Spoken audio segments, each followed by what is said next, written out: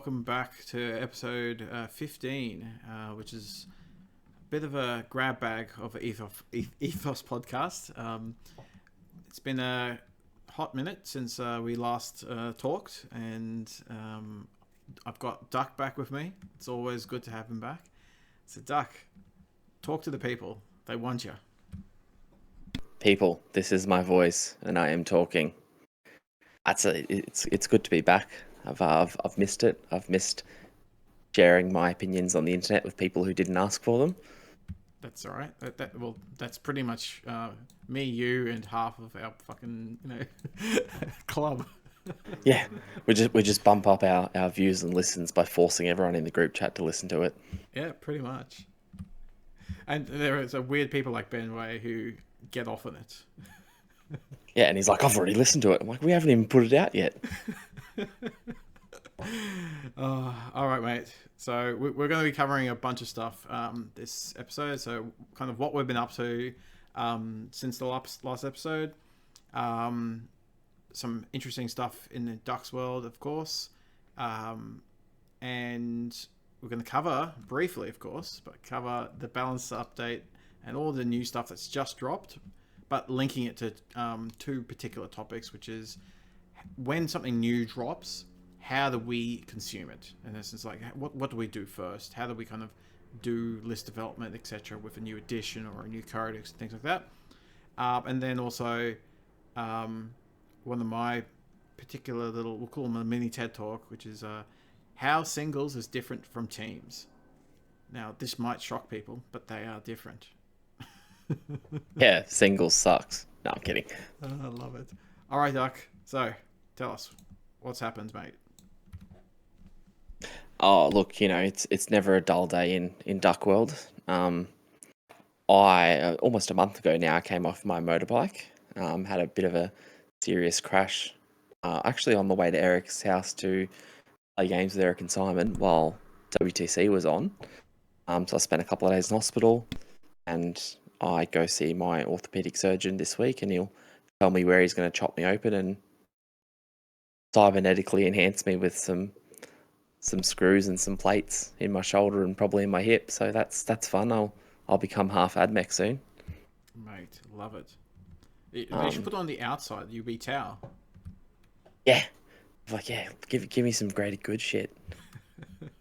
Nah, but look, that hasn't slowed up my painting. I just take my meds and sit in my room and paint my little man dollies.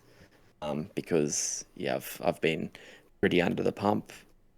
I sort of started doing some commissions again, probably start of August, late July, and since then I'm pretty much booked out until January now. I'm probably one more job away from going commissions closed. And for you that don't know what that means I'm not taking any more jobs, and I'll have to start turning people away. Because turns out everyone wants new armies. Start of an edition. Mm-hmm. Who knew? I mean, when you pump out as much as you do and as quick as you do, as good of level as you do, you're world renowned now. Oh, look, it was pretty wild. I got a 13 dog Chaos Knight army done for Soli. I think it was 18 days printed to painted to posted. Less than 3 weeks. Absolutely mental. I love it. Which was, it was a relatively easy color scheme. It was a matte dusty black with some flame and some glow, and yeah, they were on War Games Live, and I paid a $20 super chat to see my own painted models up close and personal. I love it. And the crocodile head, mate, they were the best. I remember I was sitting at Eric's just when it was happening. It's like, oh, that's so sick. Yeah, so if anyone didn't see, I got a file for carnivores, but replaced the skull head that comes in a normal sort of carnivore traditional kit, and replaced it with the skull of like a crocodile. It's like a cybernetical crocodile head. So for those Rick and Morty fans, it kind of looked like Crocubot from Rick and Morty. So it was awesome. And yeah, I was pretty happy with them. Soli was happy with them, and yeah, it was a successful commission. Very good, mate. And from a work thing, you're just taking leave off while everything is getting sorted, yeah? I've actually just returned to work. I had a sort of half week back at work, the week just gone. But Okay, cool. I actually go on parental leave at the end of this month, so I'm only really back at work for a couple more weeks, and I'm off until mid to late January. Because I'm getting married in December. Very nice. So up until then, it'll be Was it paint, 4 paint, paint. months? Yeah, for 3.5 months I'll have off. Beautiful. No, I think I told you, all of my kids except for one, I took 3 months off. Just It was to do Fedsy, it. wasn't it? No, actually Natalia. So my second one, and that was because, so I'd booked off 3 months, but the first month, I was like probably 3 or 4 weeks in, Sonia just sent me back to work because she was sleeping from day one through to night. Oh my god, it was beautiful. Which was probably like, leave me alone, Simon. Go back to work. Yeah, pretty much. It was like, okay, I don't know what else I'm doing here. And then the third one came, and it's like, oh yeah, that's right. That's what babies are normally like. Yeah. No, look, we've only just got over a bit of a hurdle with Gwen, my 6-month-old. She's just got over a bit of eczema, so it was really bad, and she was not sleeping through the night, and was up minimum 2 times a night. So, but for a smart person that looks at that as a cup half full, they plan their 3D prints. So when you get up, you give the baby a bottle, put it back to bed. Before you go back to bed, you rip a 3D print off, press start again. So the next morning, you got a finished night. That's right. You double your efficiency. I love it. You double efficiency. So, you take the good with the bad. Alrighty. Look, as we said, when it happens, and I'm sure you've heard this from everybody, but commiserations. We hope you get better without too much more drama, mate. Thank you. All right. So, for me, I have outside of work and fun, exciting there. I've done an event which we'll talk about in a little bit. And I win another podcast. So I did World of Warhammer. That's Sam Lemin. He's now a Brisbaneite, and he's got a cool podcast. He does a little bit different stuff to us, and he called it the Better Practices with me. I'm not sure what practices. I don't know why we put the S at the end. Anyway. I'll have a link at the below if you guys are interested in there. But we covered lots of really, really interesting stuff. The main premise was about just, in essence, practice. And how do you get the most bang for your buck in the hours that you put in for practice? I got a little TLDR to myself. It's I use practice to kind of push myself and not get complacent. I switch armies a bunch. If you remember from our last episode with Luke Pierce, which is the kind of switching while on top. The high level practice can be in the bigger if you take a step back, you've got which factions you play, and are you testing out different styles of play, etc., pushing yourself that way. Are you pushing yourself to develop list archetypes, which we'll talk a little bit more about later in this episode, or are you pushing yourself to be an absolute gun at the exact list archetype that you have developed? So if you've got a let's just go Eric style list. He's got the swarm, the big carpet. He's tested lots of different things. He's found out the carpet's the best, and now it's then testing the carpet against all the armies to work out what tweaks. They're the kind of three steps. It's like, do I like playing MSU or fast moving stuff or big bricks or this carpet stuff? Oh, carpet seems to be the best. All right, let's now test within Tyranids, carpet versus this. No, carpet's still good. All right, now let's really focus on making this the best. I've got a little saying. I think I said it in that podcast, but it's like, I think this is a Proverbs, like from the Bible thing, which is, you use steel to sharpen steel as one friend sharpens another. And really, I believe this to be true for not just in 40k, but just your friends, your family. How we inform ATC, we play against each other with the states, and then in countries. I think the quality, like you were there, Duck, in my first ATC in Greece. We had some fun times walking around Athens, and hey, it was all right. Getting money stolen from us is not the best, but that's all right. Anyway, the quality of play, I think, has actually improved. From 2016, I was there 2018, you were there 2019, and then 2022.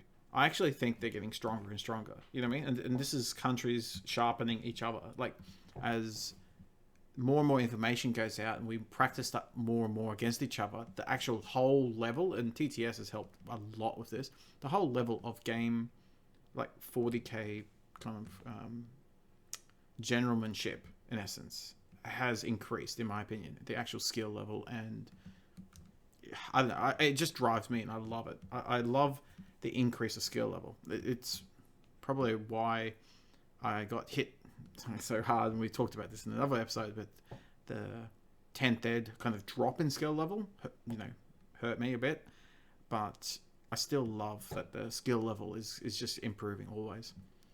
So anyway, what do you mean by the 10th edition drop in skill level? That was one of the episodes. I think I did it with Vander. Okay. And it's more about the kind of skill expression. And the smallest example I can give is like the combat step.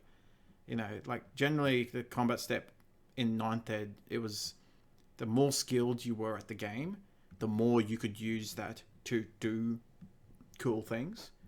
And so the skill expression was very high if you were at higher level. And, those are limited. You can still do them, but they're not as prevalent in 10th ed because of the need to have to base to base if you do stuff, etc. And like it's theoretically possible. And I know Liam talked about it and did it at WC, where you can do wrap and traps and things like that, but it's way less prevalent nowadays. I mean, I guess you got to rehearse for it. You got to have it built into your list, and it takes a bit more to execute. You got to bait people into the right spots within terrain, and it's obviously a lot harder to do. But I see what you mean. Yeah.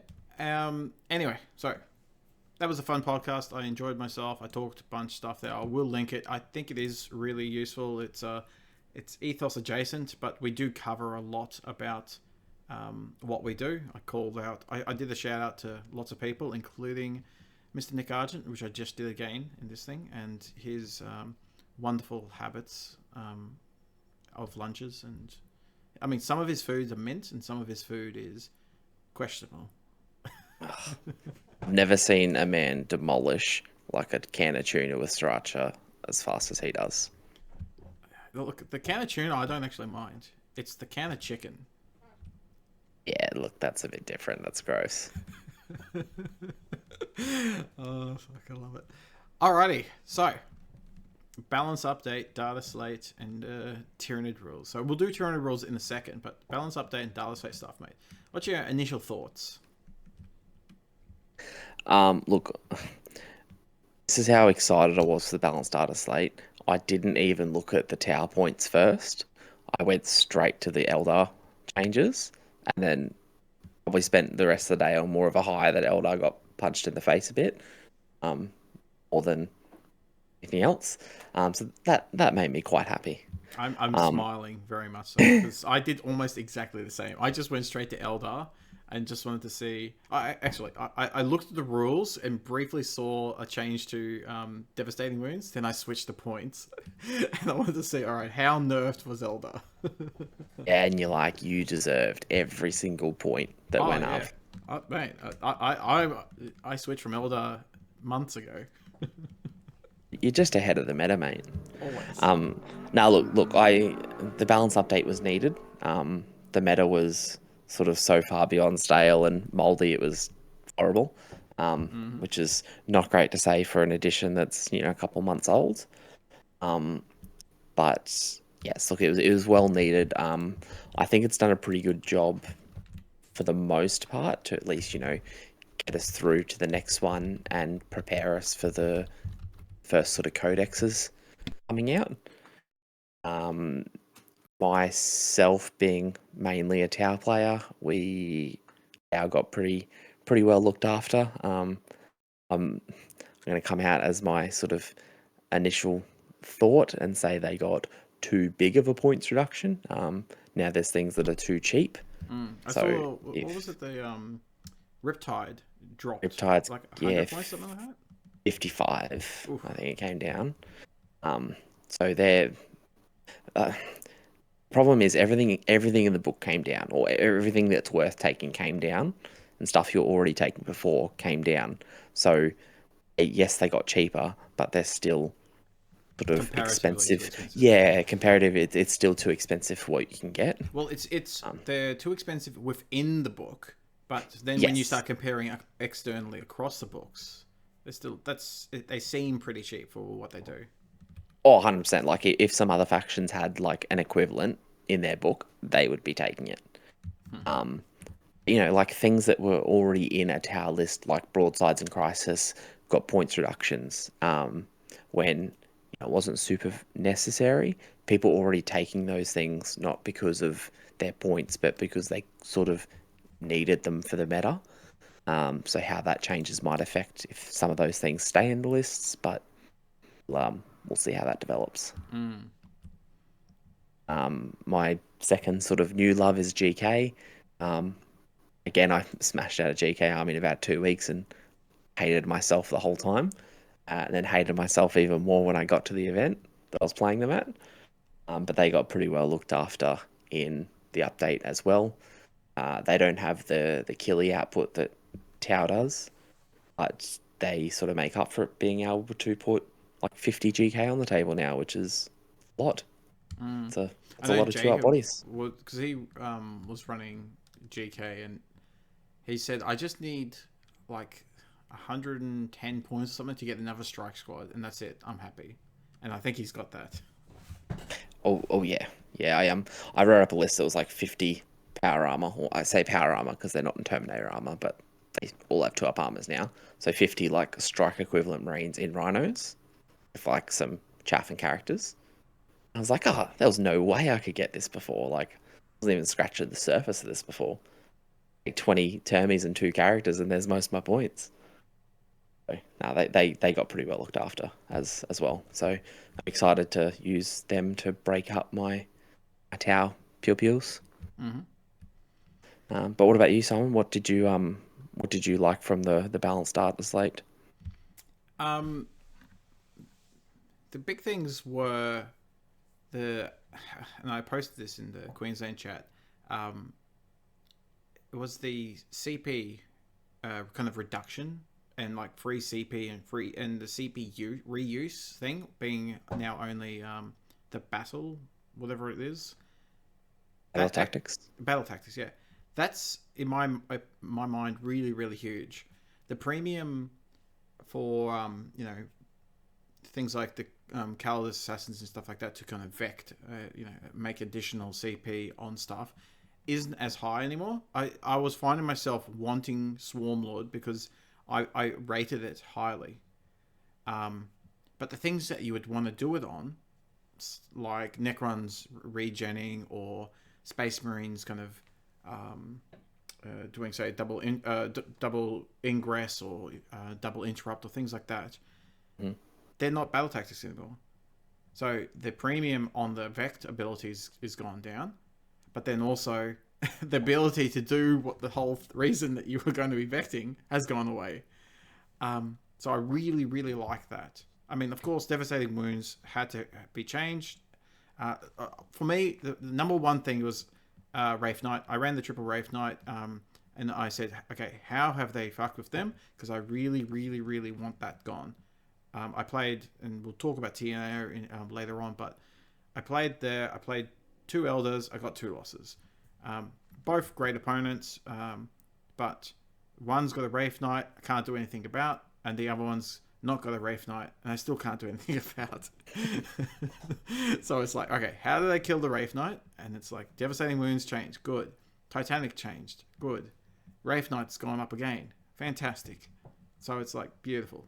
That's number one. That had to have happened, or I would have just taken 6 months off.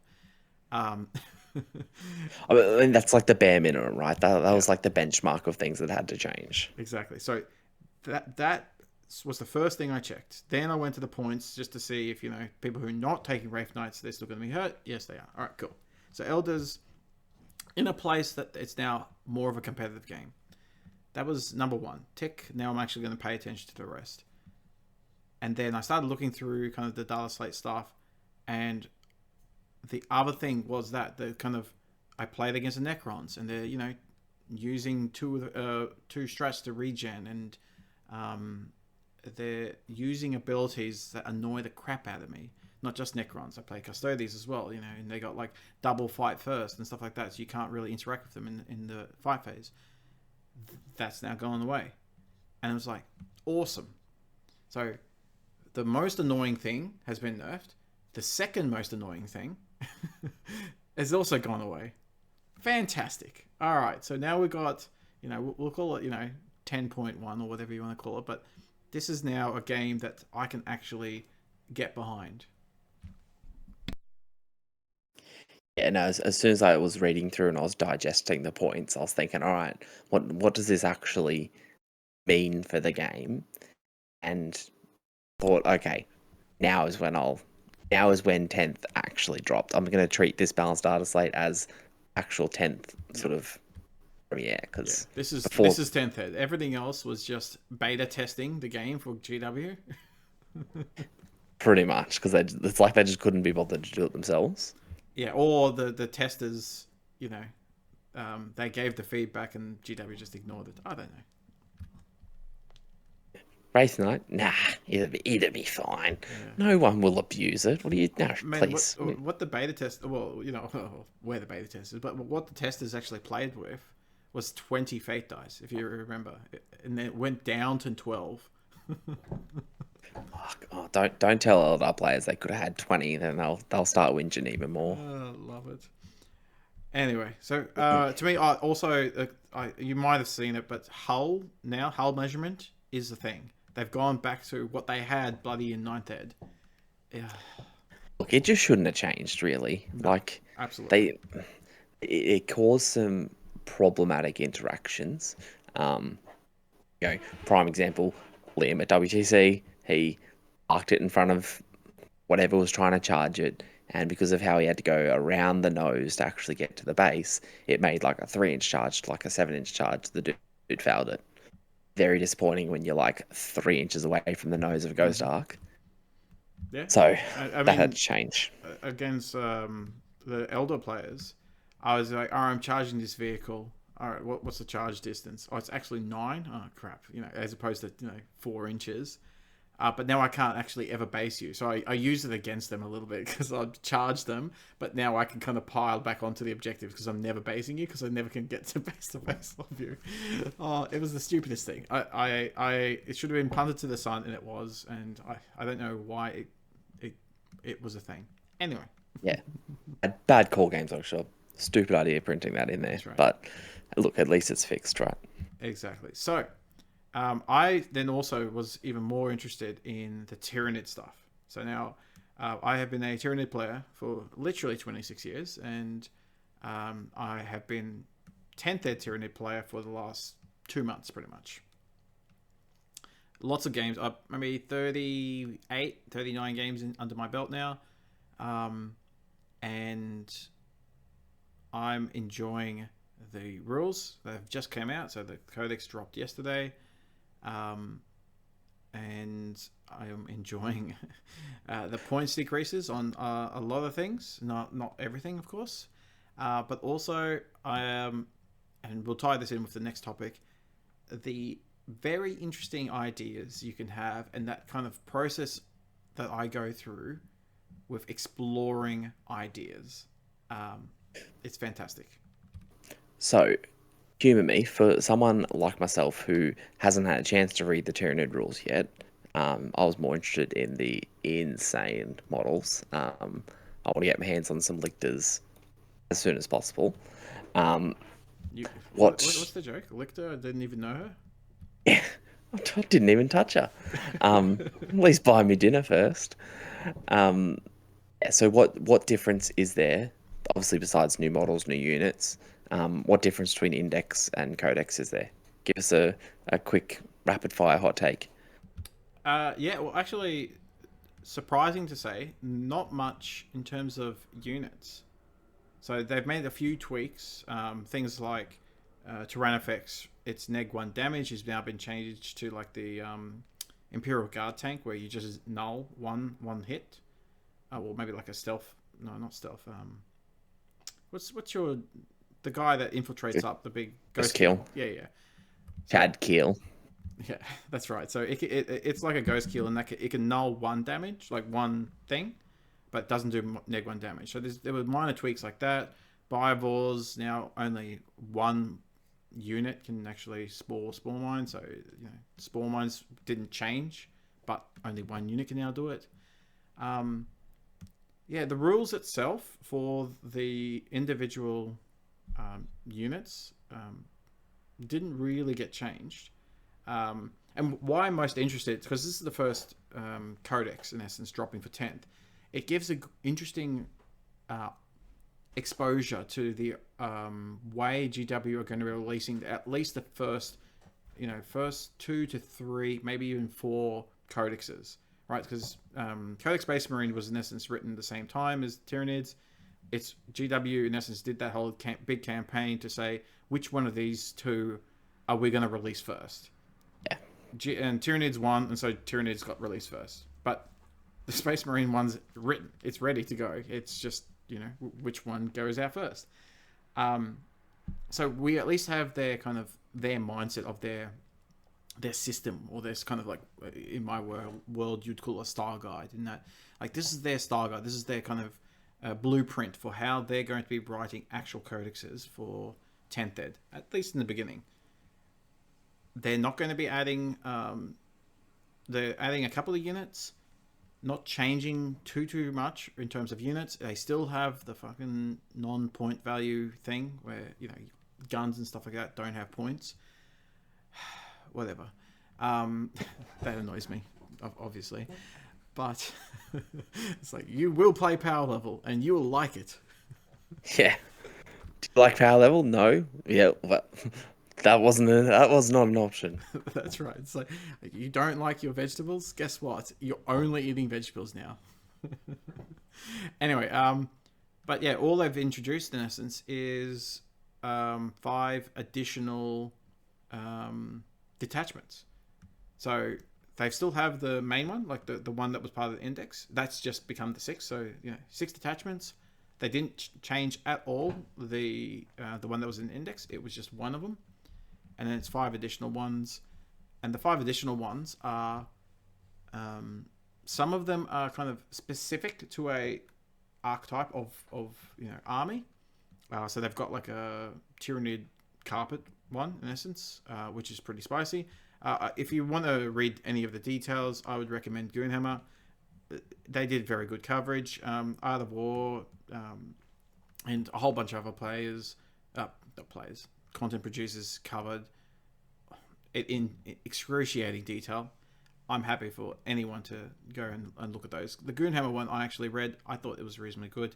Some of their analysis, but in terms of actual coverage, I think it's fine. Like in terms of if you just read the actual factual stuff and not their own little 2 cents, then it's fine. Yeah, but it's like detachments. I wouldn't even say it's worth 2 cents, but yeah, go on.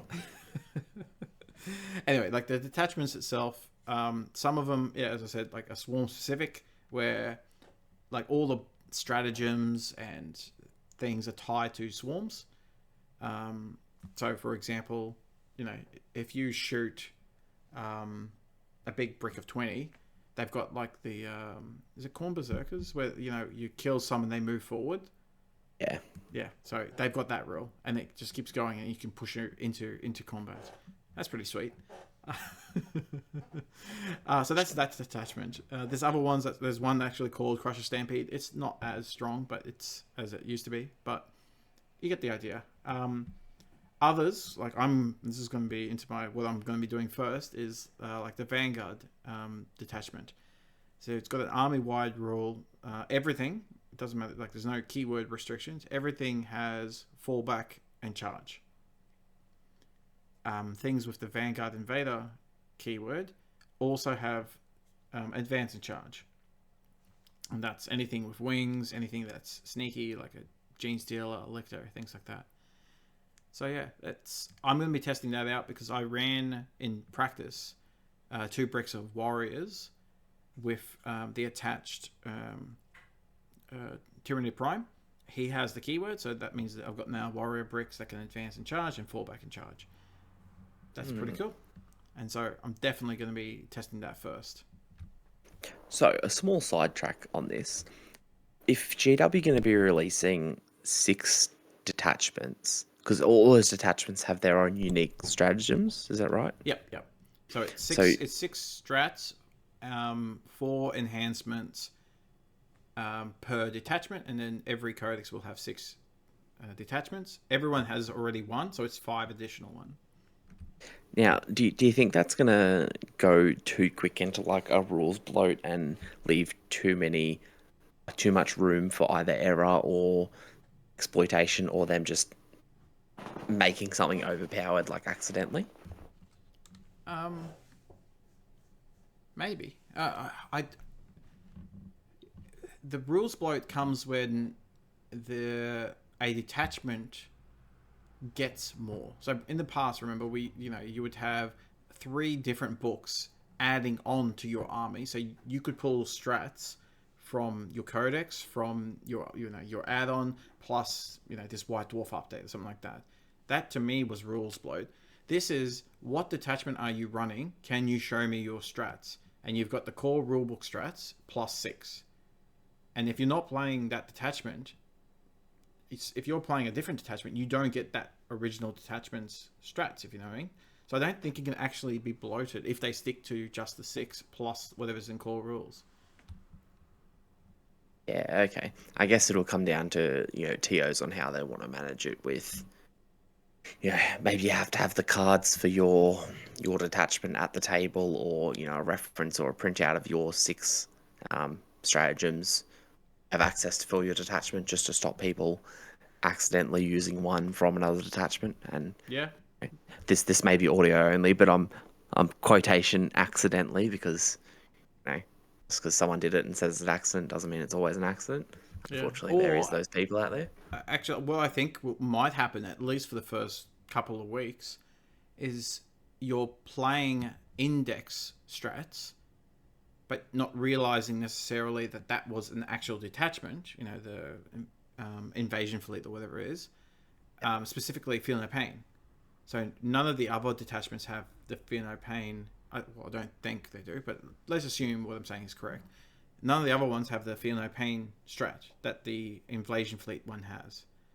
So they might accidentally, with quotation marks, use Feel No Pain. Everyone's been playing, for the last 2 months as Tyranids get Feel No Pain through their strat, not realizing that was detachment locked in essence.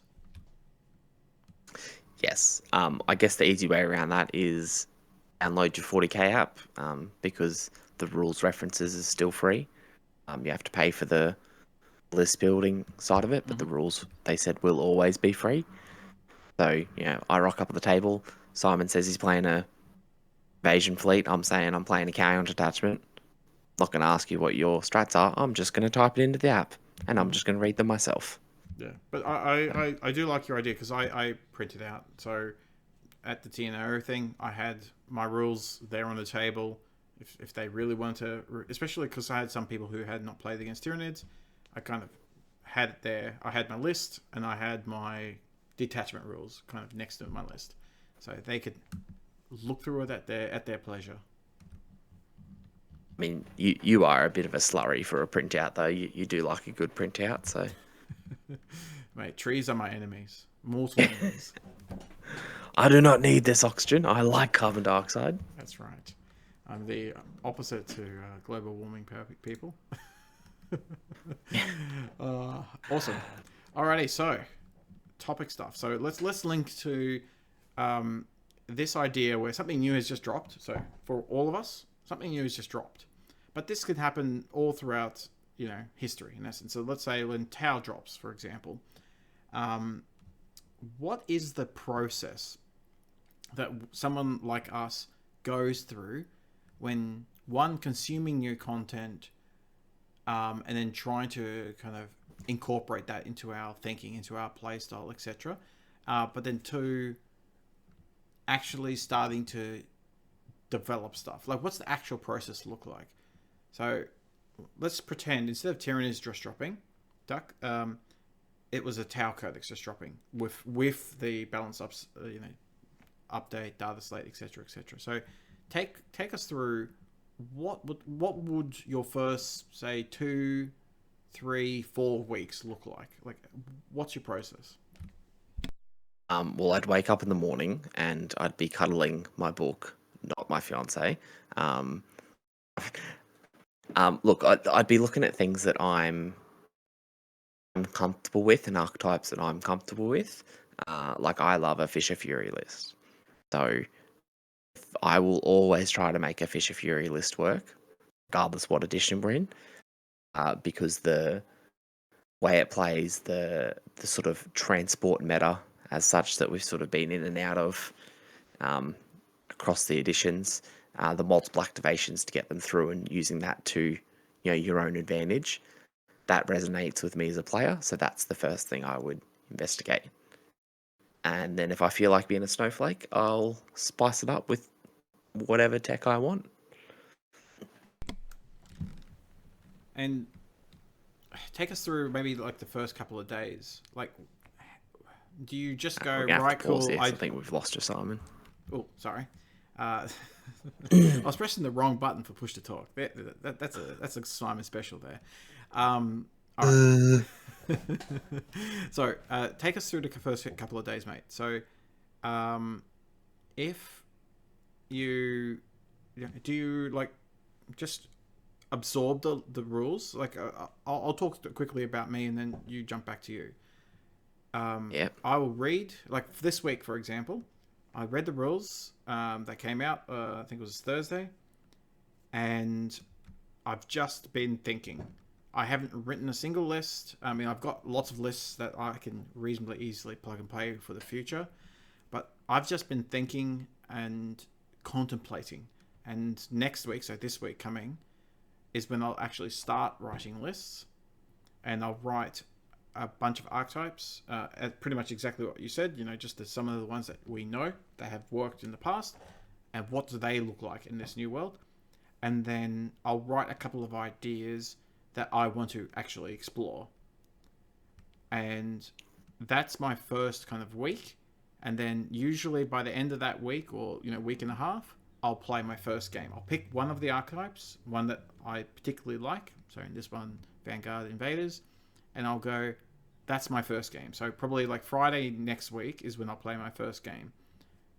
That's my process generally. It's just absorb and think for a couple of days and then start writing lists. What about you? Yeah, I usually do a read through like yourself. I'll try to purge any sort of previous knowledge of previous books or editions and try to get that out of my brain so I don't have an issue where I, make a mistake from an old book in a new rules context.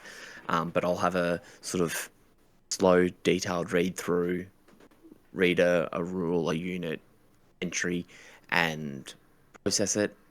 I'll usually do that sort of 2 to 3 times, and then I'll stop. I won't pick up the book for a day or two, and I'll just think about it in my spare time, and then come back to it and double check that what I was thinking is the actual right rules. Make sure I haven't, misread anything, and then I'll start writing lists. And again, I'd start on an archetype that I was either comfortable with or successful with.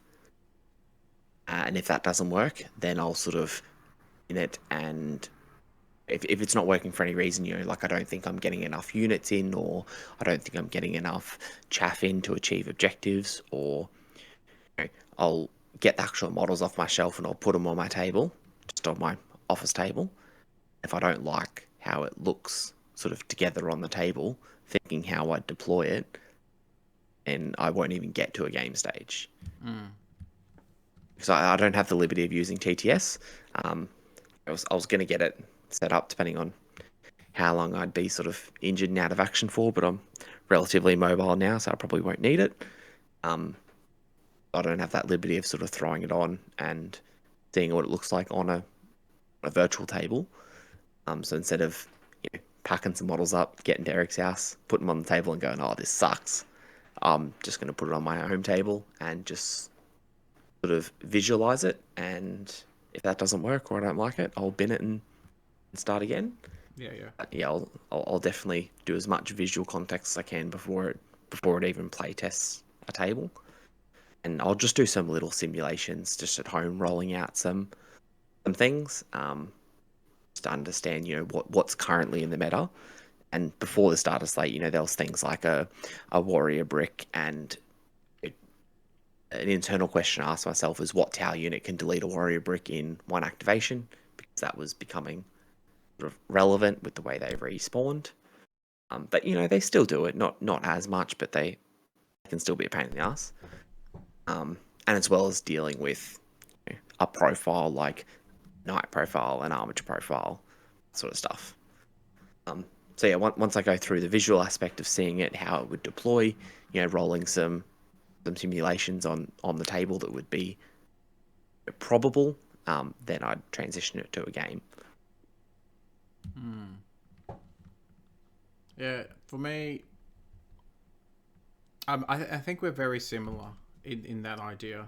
Like, I know I've done that many times where I've kind of built a list and I've just deployed it, downstairs on my tables and just had a look at it, and it's like, what does this feel like? And just kind of in my mind play through it to make sure you're not wasting too much time, in essence, actually getting a game with an idea that's dead on arrival, in essence. Yeah, look, it feels pretty bad, driving half an hour to play some games at a mate's place, and you get there and you realise your list is shit before it even starts turn one. And I mean, I don't mind that so much, but that's because I'm like 2 minutes away from Eric's, because I can then drive home. I can change my list right then and there, drive home, pick up the models, and go back. And because you can really quickly pick up, like, I know Eric's done this when we've been out of this house. We'll play literally one turn. Like, I've done it before, where I've played one turn against him when I was with my elder, killed like half his army, and he said, yep, this feels shit.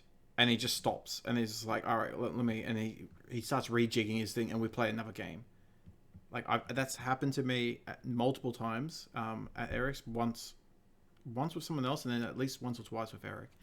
And I've done the same. Like, I've stopped a game like turn one, and I was like, all right, cool, I can't deal with that thing. This whole thing feels bad. Let's work out how can I tweak this. I mean, realistically, that's the smartest way to play test your competitive 40k lists, is if you're not liking it from turn one or even deployment, and it might not have the sticking power, or might not have the tech to copper a first turn hit from some things, you're just better off bidding it and starting again.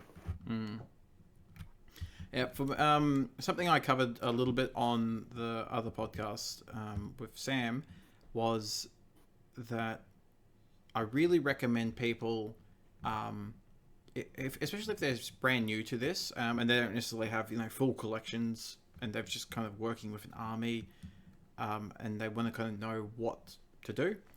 I would recommend do at least 3 archetypes. That way you don't just get into your own grooves. Like, you and I, we've been playing enough that we know we have styles of armies and styles of playing that we know we're really comfortable with.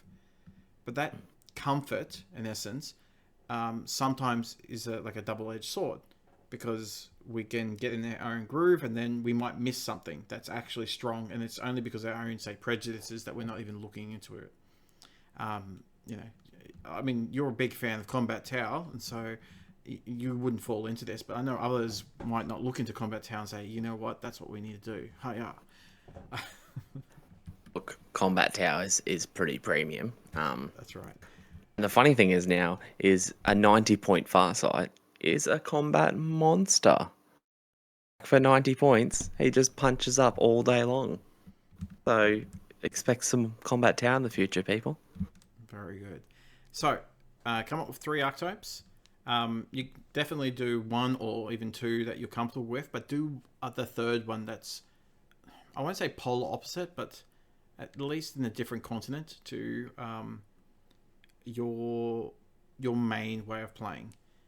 And then I would recommend at least 3 games, so 10 games all up, at least 3 games with all 3 archetypes. Now, Duck and I have just told you that, you know, if one archetype absolutely feels like trash, then, you know, you can adjust that archetype. I won't say drop that archetype, because otherwise I wouldn't have come up with the WC list, the Leviathan one that I took. I promised the guys I would run at least 3 games with Leviathan. After the first one, I said, oh, this doesn't feel as good as, say, when I was running Kraken. But then I said, no, I'm just not playing it the best. You know, Eric came over, we talked a bit. I then had another go. I gave it a real good crack, and then I saw the power. And then the third game, I fell in love. So I would recommend 3 archetypes, 3 games of each. In essence, 10 games, all up. And now, hopefully, with a little bit of effort, you can get that done. Let's say in a month. Like, I'm not pushing people too much. For me, I get that done in a week or 2. But let's say for a month for people who are, you know, just starting out in the competitive side. And then you have a bunch of data.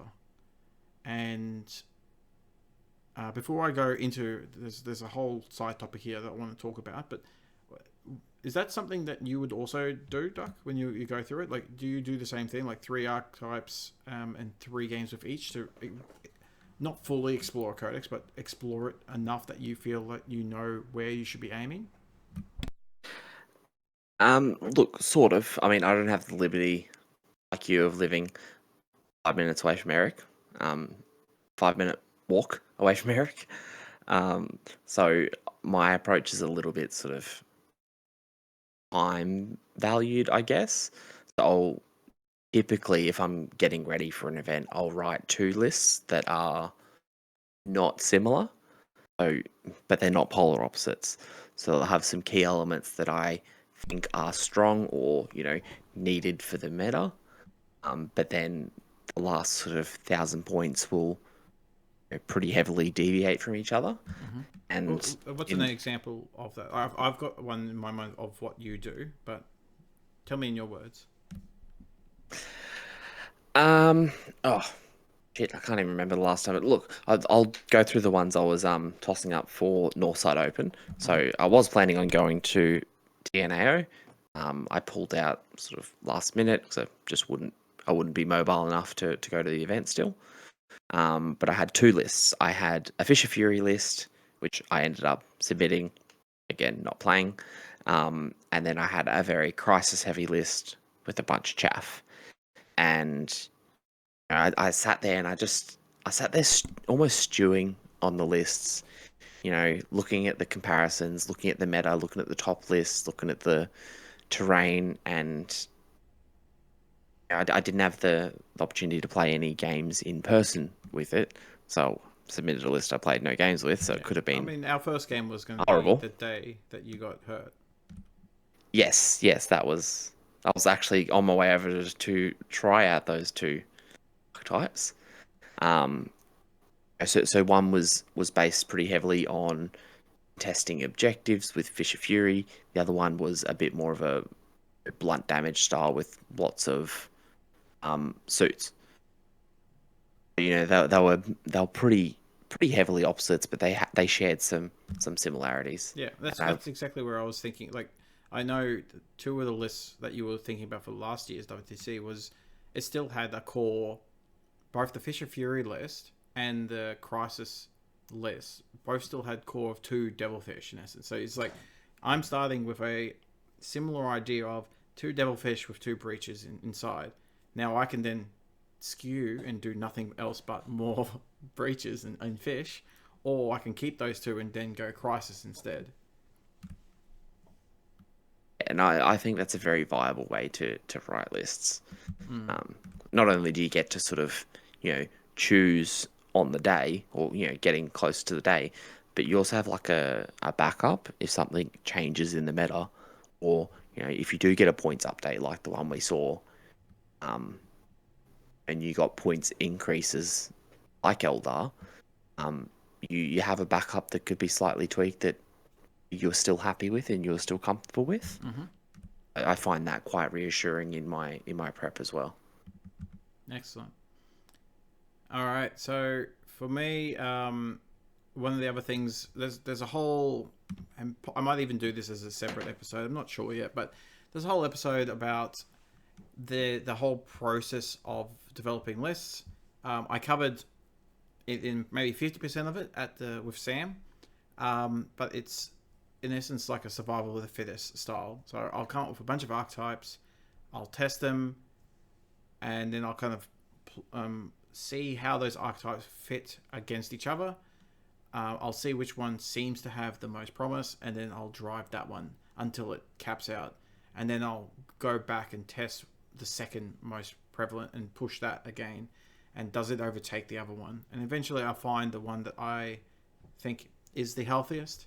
And then I'll cut off in my mind. I'll say, right, cool. The archetype is now sorted. I am now just making this as, depending on the event, I'm just making this as gun as it can be. Yeah, that was fun. TNAO. But before we get into that, have you ever had a writing list or a situation where you've done something, in prep for an event and it hasn't worked? We like to talk about when we do something that does work, but a lot of the time stuff doesn't work. When has something not worked for you? Actually, yeah. Well, TNAO was a good example. I haven't had a complete failure for a very long time, so I can't remember. Maybe that Oktoberfest that I took a really nerfed version of Witch Cult in Venoms and shit like that. And yeah, I think I lost like 2 or 3 games in a row, and I was like, all right, cool. That was fun. Yeah, like this sucks. Yeah, pretty much. Because it was like, all right, here's my first list. Oh, it's too strong. Resubmit. All right, here's my next list. Too strong. Resubmit. Oh my god. All right, I am taking Blood Brides. And a Raider. If you ask me to resubmit, I'm just pulling out of the event. All right, fine. This is Blood Brides. I think this is like 6th ed or maybe 7th ed. So this is not like 9th ed Blood Brides, which are okay. Like finally getting to that point where they just watered down your list and they're like, ha, suck it. That's right. Anyway, yeah, TNO, that is probably an example of that. And I'll briefly, actually, I'll talk about that kind of list development. Now, for me, I was probably archetype number 4 that I was exploring. And it was like a midway between Sean Naden's list and Team Australia's Brody Middleton's list, where it's got lots of little dudes but also a bunch of big guys, and it was really good against GSC, useless against Tyranid, not Tyranids, Eldar, and I can play against everything else, which is good. Like that's what I was in my mind happy with. I tested with different Hive Tyrants. So I tested it with the Swarm Lord. I tested it with the ordinary Hive Tyrants. I like them. But I wanted to see if I could get more stuff if I didn't take a Hive Tyrant. I had 3 practice games without the Hive Tyrant, and I did okay with them. And I said, yeah, this feels probably okay. You know, I'll submit this. I had then probably 4 more games after the submission, you know, getting a feel for it. And no, I was wrong. The Hive Tyrant or the Swarm Lord, either one, was 100% better than a non-Hive Tyrant. Yeah, and by game 2, I just knew. I was like, yep, I really, really wish I had the Hive Tyrant right now. Yeah, look, I mean, then you get to sort of the other end of the scale where we went to that team event the weekend after, or 2 weeks after 10th dropped, and I was playing Grey Knights, and at lunch I was writing tower lists on the lunch break. I wrote a tower list I was really happy with, and I was super excited to get back into the event. I realised I was playing Grey Knights, not tower, and I started hating myself again. You get to the very extreme of that scale, but yes, I understand your pain there. Yeah, and for me, sorry. Before we move on, what did the Hive Tyrant bring that you were missing? What was its selling point? So an ordinary Hive Tyrant lets me advance and shoot, so it gives me a bit of reach with my guns, and also free CP.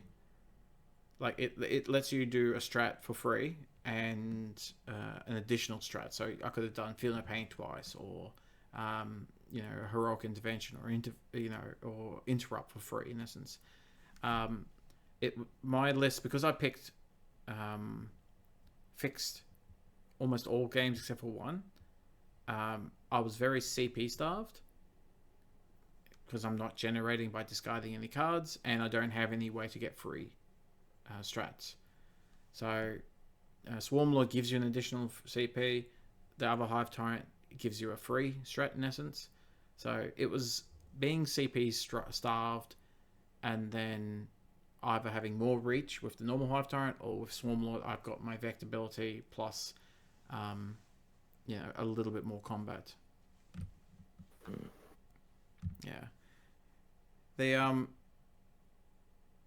getting into the actual event. So for TNA, it was great. Look, I don't want to harp too much on about it, because everyone knows that the guys in Northside, they run a good show. And I was like, even with there was a good number of drops, but we still had over 100 players. So it was 108, I think, was day one, which I still think is fantastic. And for a 3-day event, and by the end of it, I think there was still about 80 people there day 3. So only about 20 people didn't. I think that what I'm just saying is correct. I think it was 80 people went for all 3 days, which is crazy. Like even LVO, I think, drops more than that. Yeah. And on Father's Day weekend, like, Yeah, exactly. I know not everyone's a father, but you know, most people have a father, so that's probably poor planning on their side. But you know, to still get those numbers on that weekend is huge.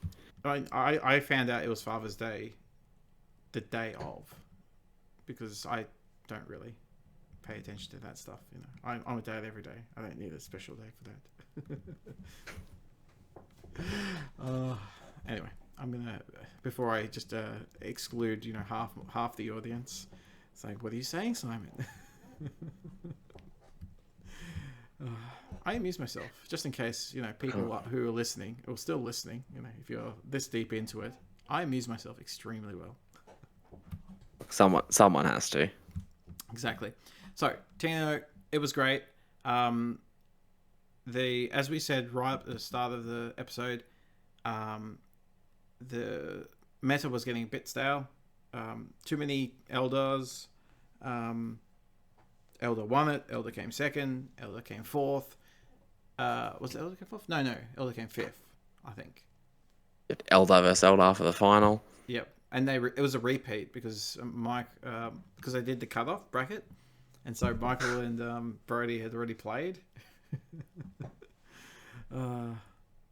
As in right for playing Eldar. Pretty much. Bloody Elder players. No. Lovely people. they're special in their own little ways. So TNO, great. I really, really recommend it. Any of the Northside events, I'm probably going to be going to, because as I said to Sam, I don't prep specifically for those events. I use those events to get some good testing in whatever archetype I am testing at that moment. If TNO was 2 weeks earlier, I would have taken Warriors, because 2 weeks before, the list submission, I was testing a double Warrior brick. I played Jacob with it at Eric's, and I was having fun. But I tested that archetype to its max, and then I switched the archetype to the next, because that's what I do. I just lay out the archetypes I want to test. I write a bunch of lists in that archetype, and then I just start testing, and I just start going through the list in essence. So whatever archetype I'm playing, if I'm not taking that, that event super seriously, and I didn't for TNO because I wasn't playing Elder, so I said, no, I'm playing Tyranids, I'm just running this archetype. That's what I took. If it was 2 weeks earlier, I was going to take Warriors. It was 2 weeks later, so I was starting to test a different archetype. I'd already changed from the archetype to the, without the Hive Tyrant. It wasn't the right one, so now I've learnt, and in essence, I'm going to go back to the Warriors, but with a different detachment. And so I think it's a healthy way of going into an event like that. If you're not absolutely gunning for that first place, to just say, yep, cool, I'm just going to get some really good prep with my archetype, and hopefully, and this is why I really, really wanted, against new people, and more importantly, new armies. And I got exactly that. I played 8 games. 2 were people I'd played against before, so Soli and Mike, and then 6 people who I'd never played against before, and 5 different factions as well that I hadn't played before. I played Orcs, I played Tau, I played Imperial Knights, had my second game against Necrons, third game against Thousand Suns, and who else did I play? Custodes. Yeah, I hadn't played against Custodes before, and then of course 2 Elders. So it was great. Lots of good experience against some of the new stuff I hadn't played against before. I'd watched battle reports. I kind of understood what they do, but not really playing against them, especially not the Orcs. That was fun. I mean, for a meta that has a couple of defined big dogs, that's still a pretty diverse run through an event. So I mean, that's something. Yeah, it's why even on Sunday I was thinking to myself, I'm really tired. Nah, fuck it, I'm going. And I was so happy. You get a coffee into you go up there, and then I was so happy I actually stayed the third day. Alex Terrason, he just got back from France, so we hang out afterwards, and I met 2 other people I had not played against, a bunch of New South Wales and Melbourne guys, some that were fans of the podcast.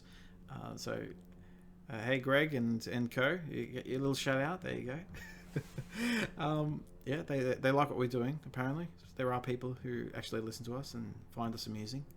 Lies. Lies. So that was it. That was the event. I came somewhere in the middle pack. I don't know, it was 40th 30th, I don't know, somewhere in the mid pack. I got 4 and 4, so 4 wins, 4 losses. Hooray! Do you really care though? No, that's what I was saying. I went in with the mentality that I'm getting some good practice in. I want to play against new armies, and even better because TNO was a 3-day where we had lots of interstaters. We had Finn that came across from New Zealand. This was great. I wanted to support that. I wanted to see and play against these people who I don't normally play against, and I exactly did that. And I was like, perfect. I was happy just from that, regardless of the results. Well, that's good. I mean, it's a bit of a slurry for an Oz event. He travels to so many events over here, so shout out to Finn. Be getting a lot of frequent flyer miles there, mate. He absolutely does. All right, so from TNO though, and actually game 1 of TNO, it spurred this idea, kind of crystallized in my head, that singles is different from teams, and that the results from a singles event should not be 100% correlated to the team environment. And I want people to think about this, both me and you, but also just in general. So team selectors, and just I want this in the ethos, so to speak, into the zeitgeist of how we talk about and think about these things, because something happened that really solidified or crystallized my thinking on this. So I'll give the example. Most of us, and like you and me, we probably think teams almost primarily, right? Pretty much, yeah. And so when we're playing and practicing and all that type of stuff, we do a lot of thinking about how does this fit in with teams, both fit with the lineup, but also fit with, when we're either scrapping for points or if we're just there to, table fools and get stools. I don't know, whatever the saying is. Keep your stool sample to yourself. Thank you very much. Anyway, and so what's the most important thing in a singles environment? Like, if we're gonna rate, there's three things. So there's three things that you can rate, and when you're in a singles tournament, what's number one? Winning Winning your game, exactly. And what's number two? Not losing. No. It's how close you are to the top points, so 100. And then what's number three? Look, number three for me is, can I play 5, 7, 9, whatever, how many games can I tolerate this list for X amount of games? I'm talking about more from the actual kind of event, like scoring point of view. And so 100% winning the game is the most important thing in a singles environment. If you don't win your game, then what are you even there for? Or Ricky Bobby style, if you're not winning, you're losing. Number two is you get your 100. And number three, and this is a very, very far distance third, is point differential. If you win and you get 100 and your opponent gets 99, it makes no difference to your personal standing at the end of the tournament. That is completely different to teams. What's the number one thing for teams? It's differential. Winning is second. Differential is number one in how you go about scoring a game. Because if you are meant to, lose a game and you get a 10-10 or a 9-11, right? So you lose a tiny game against something that you should have lost, you're fucking over the moon. You're clipping your toenails. No, you're clipping your heels and etc. Winning the game is second. If you can win it, great. But and the third one is your own personal score, and the own personal score comes into it only in so much that the differential is good. It's actually the differential that makes the biggest difference and the thing that you care about most in teams. That is true. And look, and I think that links more to the enjoyment we get from teams. I find teams so much more enjoyable than a singles event. Yeah, and but what I'm getting at, and I 100% agree, mate. But what I'm getting at is your list development is different for singles. Like we've both done LVO, and I know I had to kind of take off like 3 to 4 months in my mindset. Like we did the team event. What was this, back in 2020? We had just done teams. And then I said, all right, guys, I'm now prepping for LVO. And I just went, I'm doing nothing but focusing on singles. I'm not thinking teams anymore. I'm not thinking differentials. I'm thinking singles, which means I need to, 1, win all my games, and 2, get as high a score as possible in case of countbacks and things like that. And that's all I cared about. And so my list development was all about that. I didn't care if my opponent got 99 to my 100. I wasn't there to keep their score low. I was just there to make sure I got my, as high a score as possible. And so it actually influences your list development, and this is the more important thing, how you actually play on the table. And I'm getting to a specific example that happened in game one against Michael. That, as I said, crystallized this, and because after it, I talked at the lunch break about this, and then I talked again at the afternoon, break with another person. Then I talked to Michael about it as well, and now I'm talking here. Like, I've talked about it, and it just gets more and more. I'm more and more convinced that this is true. So we had a game. Michael got his 100. He got his win. He's got his 100. I got 85. And I initially was over the moon. I was like, oh, excellent. I managed to not get tabled. I had 3 medals left on the board, but I got my 85. I scored, reasonably close. So, it's a, what was that, 12-8 or something like that. 12-8 to Michael. And I was thinking to myself, oh, that's cool. I kept it to a 12-8. But I was thinking teams, not singles. And there were opportunities for him, especially if we're playing teams, to really try to push my shit in. And, go for the jugular, so to speak, and get me down to a 50 and go for the 20-0. But it would have meant he overextended and potentially lose the game because I do something that makes him fuck up. And he never once took that risk. He just went, I'm sitting on these 3. I'm going to posture heavily with my Wraith Knight here. And if you stick your head out and come anywhere near these objectives, you're dead. But if you just sit there, you can get your secondaries and do whatever you need to do, and you can hold your primary. I'm not gonna dive your primary. You get whatever score. I don't care. I've got my win. I've got my 100. And by turn 3, he had locked that in. We both knew it. I said it as much, but we both knew it. And he did not once overextend to let me get back into the game because he was thinking singles. He did really, really well because he was thinking singles. If he was playing teams and he played like that, I would actually knock him for it. I would say, this is really bad play. And I really want to make it clear to, again, selectors, because I want to say to us, to me, you, to anyone who's part of a thinking from a selecting point of view, you go, oh shit, you only got 12-8 against, Tyranids, you should be getting 20s there. That's the wrong way to think, because, people could look at that score and actually knock Michael for it. What do you mean you didn't get 20? No. He was thinking singles. You can't take singles scores and play style of a singles and try to extrapolate that for teams.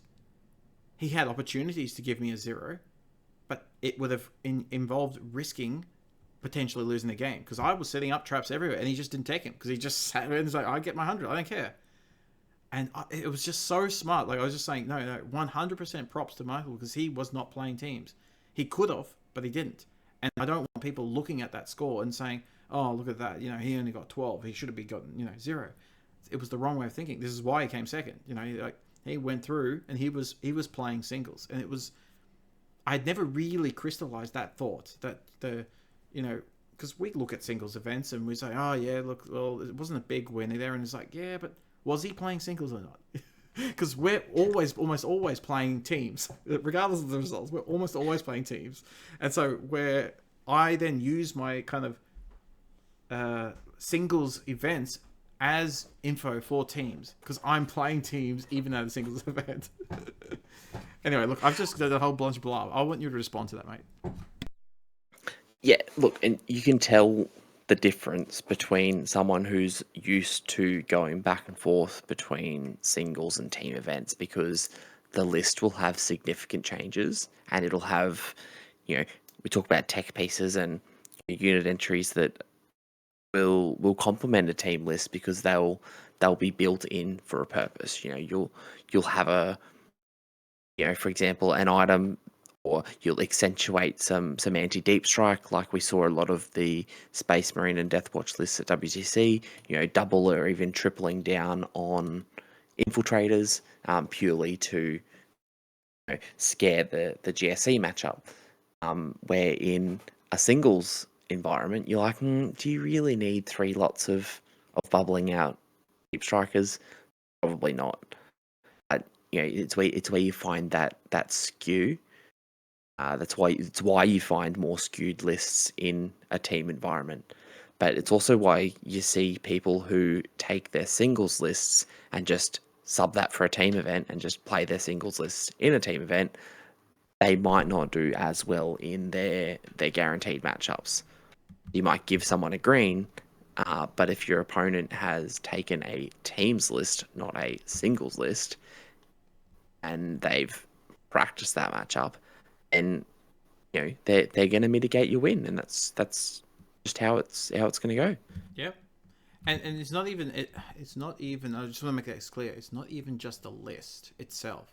It's then the playstyle that links to that list. Because a singles player, if they're actually playing singles, they're not going to overextend to lower your score. If it's going to even give 1% chance of them hurting their own score or losing. Whereas a team's list, or a team's player in essence, they will absolutely, if they're going to lose the game, like they go into a game like that you're meant to lose, they will hide and play really, in essence, either super passively, or vice versa. They'll deploy on the line saying, I'm going first, to try and just like, well, I'm losing this game, I'm just going for you.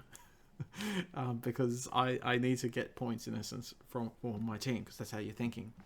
And that's kind of what I'm trying to get across. It's not just the list, it's also the play style. And you should play, even if you take a singles list to a team's event, but if you play it like a singles, where you're trying to win every game, you are more likely, if you go into a red, right, traditional red, with the mentality that I have to win this game, like a singles player, you're more than likely going to get 0, like in the differential. If I had played, like against Michael, if I had played like, I'm going to win this game, and then got table turn 3, which absolutely could have happened, I would have got 0. But instead, I played with, I'm going to lose this game, so I'm just going to play to get as many points as I could. And I didn't get table. I had 3 models left, and I got 85 points. So I played like a teams player, but I was at a singles event. But in saying that, right? If you were in the last round and you guys were top tables, you're not just going to roll over and let him beat you. That's where you'd probably change your mentality back to a singles mentality, and you would probably try for the win, especially if top tables were locked. Yeah, I started switching probably round 2, but I'm saying this was round 1. That's what I'm saying. Like, it was so evident that what I'm trying to get at is, like, I haven't really crystallized this. I knew this intrinsically because I've been doing it. Like for LVO prep, I took months off just focusing on singles, and I developed a singles list, etc. But I haven't vocalized it. That's, as I said, I've known it, but I haven't said it. And until you say something and you start explaining it to someone else, it crystallizes what you're actually thinking. And that's what I'm saying. Is like, this was game 1.